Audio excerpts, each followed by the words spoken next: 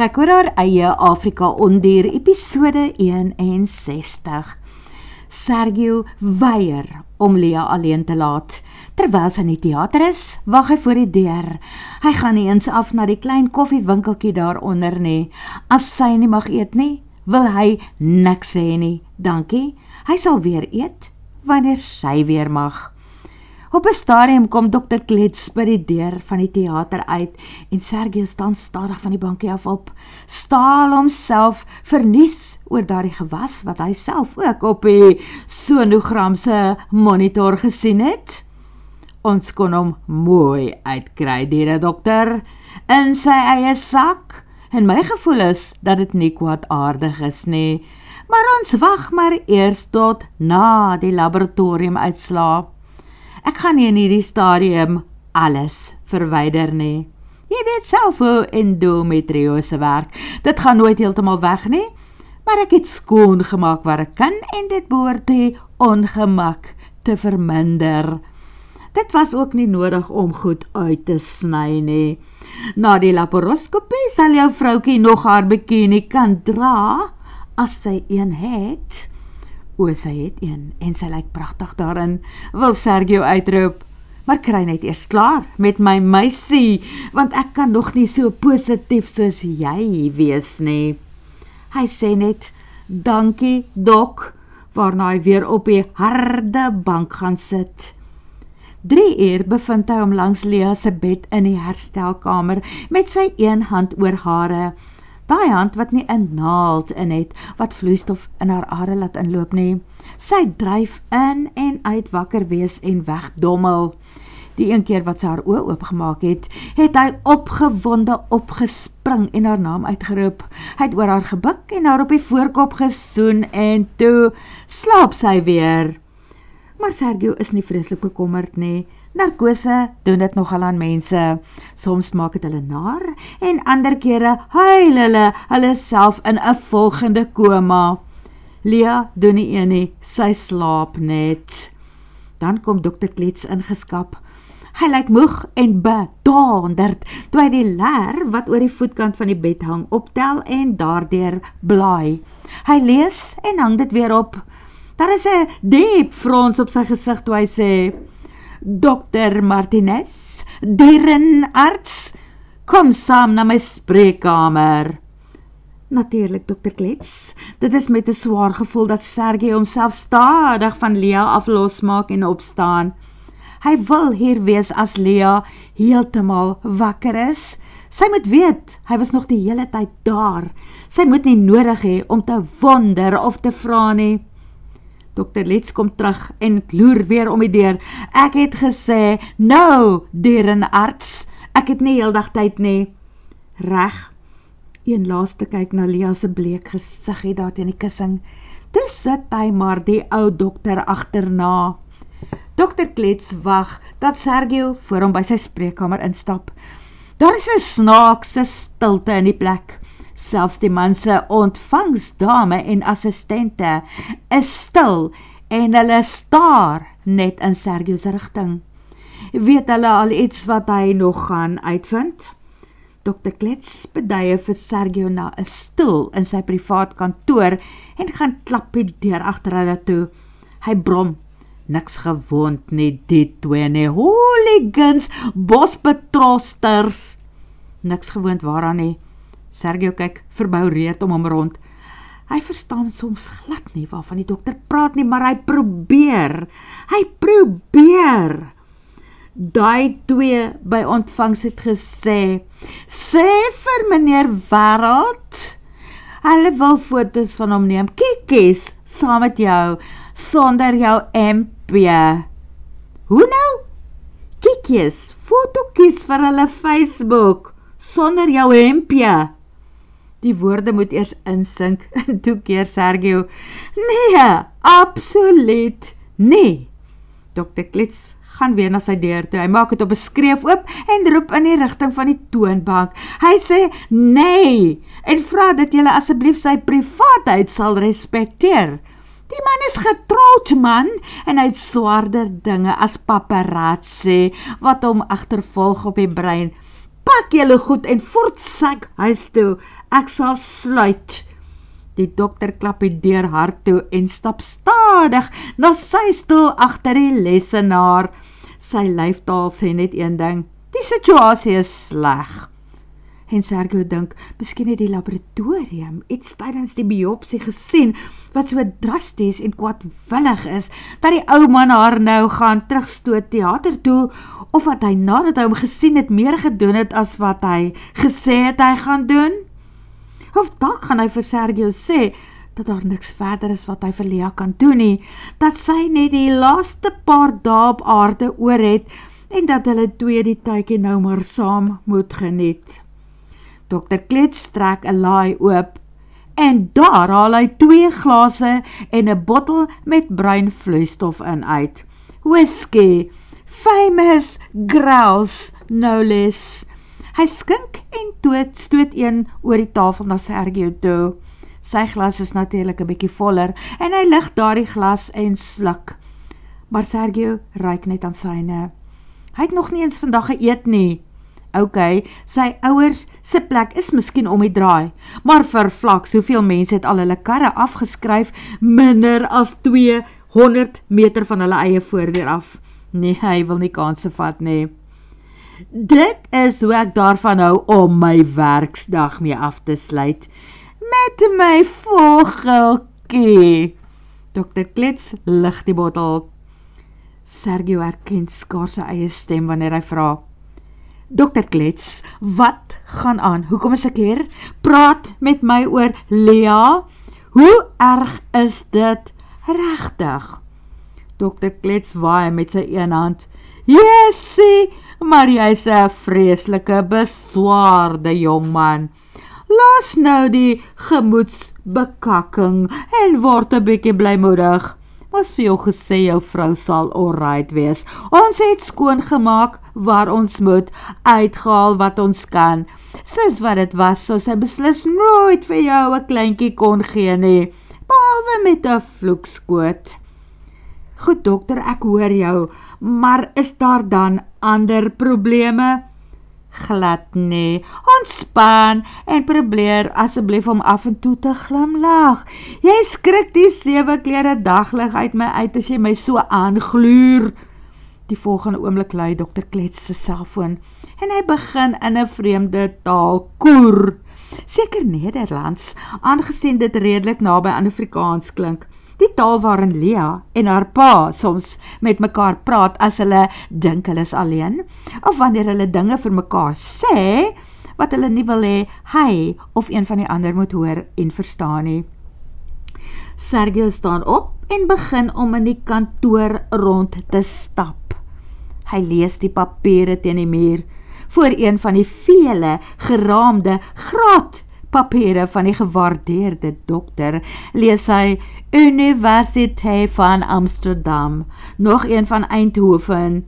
Hy is dus reg, Holland. Die man praat met 'n hewige Nederlandse aksent en vele ander tale, want hy fluister skielik wanneer hy sê, sien jou later my skattebol, you am hotel, je t'aime, mwah, mwah, hou dit warm vir my, hot, hot, hot. Dan maak hy soengeluide in die luidspreker, voordat hy die foon neersit en weer ernstig word. Om 'n mooi jong vrou by die huis te hê, wat vir jou wag, hou jou jonk, al is ek self nie meer 'n kind nie. Hy reflekteer 'n oomblik en sê, en ek seker 'n bietjie te oud vir die ding volgens normale menslike standaarde. 85, om eerlik met jou te wees, maar hierdie ou V8 is nog steeds aan die gang. Ek hou hom aan die gang. Sergio glimlag amper wanneer hy sê, dit is goeie nuus, dokter. Dankie jou oefening. En dit is eintlik waaroor ek met jou wil praat. Ek sien jy werk met jou lyf. Meesal buite seker die dat jy volgens my sekretaresse en mense soos meneer Wêreld lyk. So jy is waarskynlik redelik fiks. Maar is jy fiks? Hou jy daardie masjien en jou prostaat aan die gang? Oefen jy gereeld? Behalwe ek veronderstel dit is nie te moeilik vir jong en pasgetroudes, soos julle twee nie. Sergio voel skuldig, hy is nie regtig pasgetroud nie, en hy hou nie van lieg nie. Miskien moet hy die saak nou by die dokter regstel. Dit is net dat hy nie vir dokter Sylvie Singh van Bonsai Kliniek in die slegte lig wil stel nie. Dit is waarskynlik sy wat vir die dokter gesê het dat hy en Leah getroud is, toe sy hom gekontak en gevra het om een van haar pasiënte te sien en waarskynlik in te druk as sy skedule baie besig was. Hy sluit dus sy mond en besluit om eerder te luister as om te verduidelik. Toe slaan die man hom tussen die oë met sy volgende woorde. Nou oor daardie kwessie van 'n baba. Dr. Singh het genoem dat julle nog nie sukses behaal het in daardie veld nie, en ek kan sê hoekom. En dit is waaroor ek nou met jou wil praat. Wat? Sergio kan nie uitroep nie keer nie. Wat? Die Joos het Sylvie alles uit haar beerd met hierdie ou dokter bespreek. Goed seker daarom nie heeltemal uit haar beerd nie.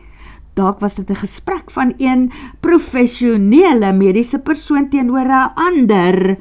En aangesien dit 'n saakie is wat hom wel na aan die hart lê, behoort hy seker te luister. Alright, goed. Dr. Klets skink vir homself nog 'n voeltjie. Miskien is dit nie nou die tyd of plek nie. Ek kan sien jy ly aan skok, deren dokter. Kom ons gesels daaroor wanneer jy weer inkom vir jou vrou se opvolgbesoek. Ek wil haar oor 'n maand of meer sien. Reg, Sergio haal sy selfoon uit sy sak. Hy vra die datum en merk dit op sy selfoon. Dit is ongeveer 6 weke van nou af. Die dokter skryf in sy eie dagboek, daar op die lesenaar. Toe staan hy op. Ek sal laat my ontvangs dit ook net gou aanteken. Hy gooi sy pen neer en stap deur toe. Hy maak oop en roep, mejuffrouwens. Hy roep hulle name. Hy lyk verward, toe hy die deur weer toemaak en terugkom. Nou waar is hulle? Jy het hulle huis toe gestuur, Dr. Klets? Het ek? Sy gesig krekel in 1000 legkaartblokkies.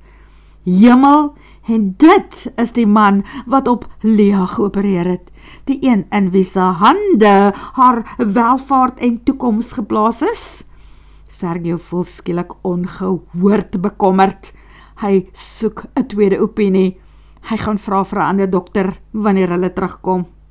Boonop beduie die man na Sergio se denimse ritsluiter. Met jou vroukie, wat vir 'n paar dae onwel is? Glo ek dat daardie hings van jou waarskynlik alweer gereed is om op sy agterpote te spring, maar jy gaan daardie perd op stal hou totdat sy gesond is en tot na ek haar gesien het, verstaan ons mekaar? Ek het niks anders verwag nie, antwoord Sergio. Hy lig sy glas en bring dit na sy mond toe. Die ou man is nou besig om hom ook na drank te dryf. Daar is ander maniere om mekaar gelukkig te hou. Ek verwys na die navorsing wat een van my kollegas in Turkye gedoen het. Hy is ook 'n gekwalifiseerde seksoloog.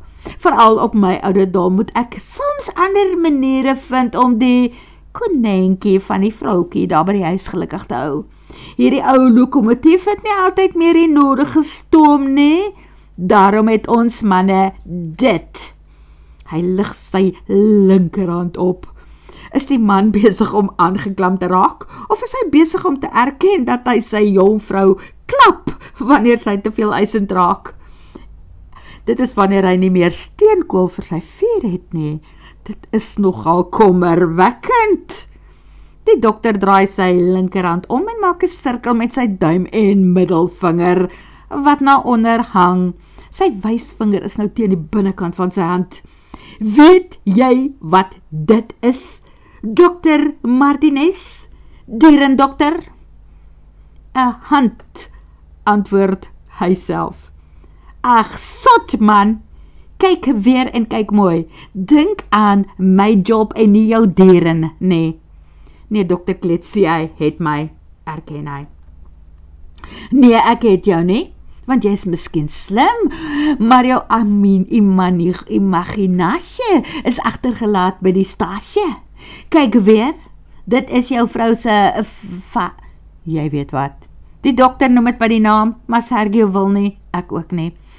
Maar hard, soos wat hy probeer, kan Sergio glad nie die ooreenkomst tussen daardie hand en jy weet wat sy naam sê nie. Daarom luister hy liewer aandagtig terwyl die dokter verder verduidelik. Probeer om kop of stert uit te maak, of dalk moet hy probeer om stert by kop te bring. Die dokter lig sy ander hand en wys met sy vinger na die onderste deel van sy vingers. Rondom hier is die plek waar jou grootbaas al te gretig is om in te gaan, verstaan? Huwelik aan. Ok, Dr. Klets, nou kan ek die prentjie begin sien, antwoord Sergio. Hy is skielik dik van die lag, maar hy hou sy gesig steeds reguit. En hier, Dr. Klets wys na by die bokant. Hier is jou vrou se boontjie, kry sy loontjie, jy verstaan waarvan ek praat nie waar nie? Ja, ek doen, dokter. So dit is wat jy mag doen en net dit. Hy kyk vir 'n oomblik op asof hy wil seker maak dat Sergio hierdie les ter harte neem. Jy is regshandig of nee? Ek is ja. Dan is dit jou gelukkige dag, week, jaar, vir ewig. Want as jy luister na wat ek nou vir jou sê, gaan jou vrou altyd vir jou dankie sê. Die dokter wys nou na die kneukel van sy wysvinger. Die sleutel, die fynkuns van 'n vrou wat jou altyd sal bemin. Hy sit sy regterhand, sy wysvinger agter die knetel en vryf die voorkant met sy ander vinger. Nou, hou net aan met wat ek hier doen. Jy sien, hou net aan. Toe maak hy 'n ontploffing gebaar met albei hande. Verstaan jy wat ek vir jou gewys het? Net dit, jy doen niks meer nie. Ek dink ek verstaan. Die woorde is 'n wilsbesluit, meer as 'n begrip.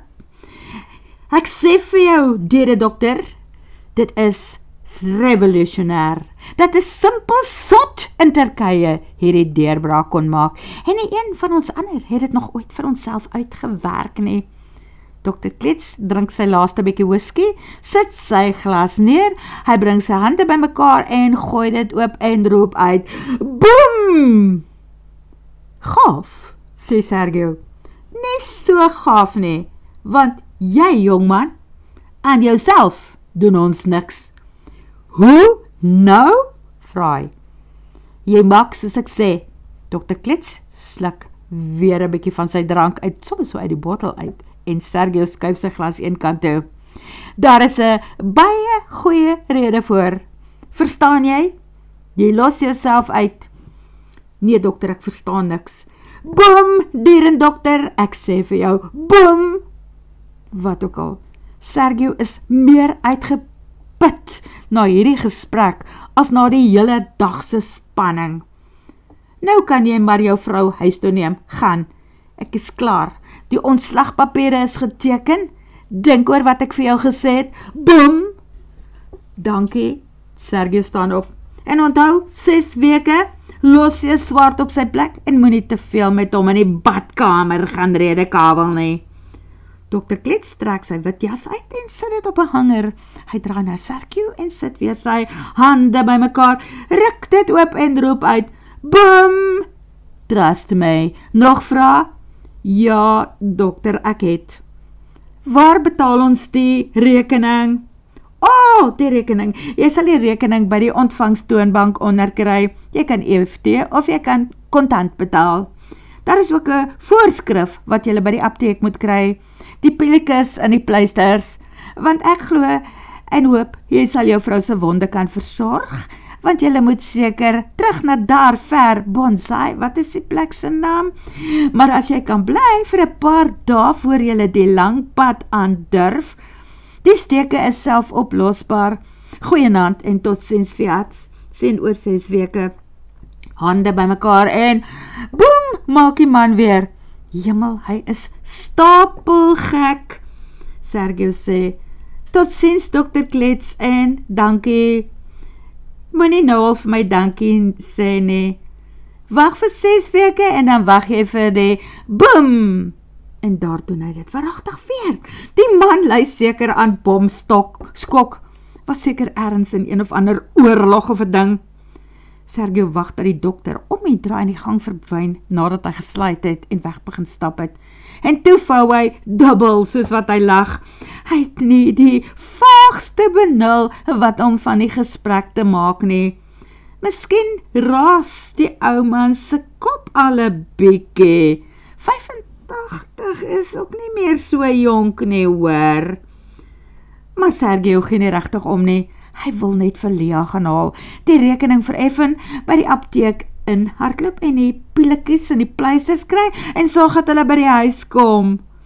Dit is lekker om Lia aangetrek en met 'n koppie tee in haar hande in een van die rolstoele daar te sien sit. Sy is wakker en sy lyk vir hom pragtig. Al is sy bietjie bleek. Hy vra, "Voel jy so goed as wat jy lyk?" "Ja, dankie, ek is nou okay. Ek wou self loop na die kar toe, maar die portier sê, sy moet saamgaan tot jy my in die bakkie gelaai het." "Wel, laat ek net eers die rekeninge gaan betaal." "Nee, Sergio, dit is vir my rekening. Gee net my tassie aan asseblief." "Nou maar goed, dan sal ek die apteek goed kry, die pilletjies en die pleistertjies." Dit gebeur alles daar voor by ontvangs, die apteek en die plek waar Lia haar kredietkaart uithaal en dit speel voor hulle af. Dit is waar die man wind verwaaid ingehardloop kom, reguit na 'n vrou wat in een van die stoele daar sit en wag met 'n mikroskopiese klein babatjie op haar skoot en haar hospitaaltassie langs haar stoel. Hy roep al van die deur af, apologeties, "Skus, ek is laat, my dolla." Dit was amper 'n lelike ding. Ek ry nog so lekker en die volgende oomblik is dit net boem. En daar tref ek die paal. Ek klim uit en wat sien ek? Die kar se blesse tyre wat gebars het. Boem, pap tot op die rim. Dit klink soos 'n skoot wat afgegaan het. Ek het my my hele watsenaam weggeskrik. Gedog, dis my laaste dag op aarde.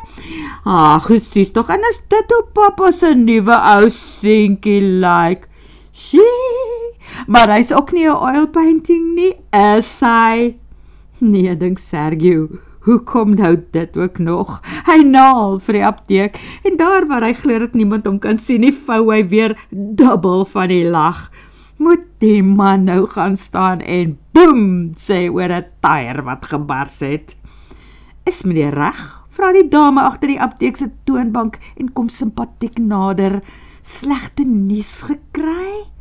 O nee, dit is alright, ek lag net oor iets. En dat die trane rol, ja, die situasie is vreeslik snaaks. Of lag hy so lekker van verligting? Word vervolg.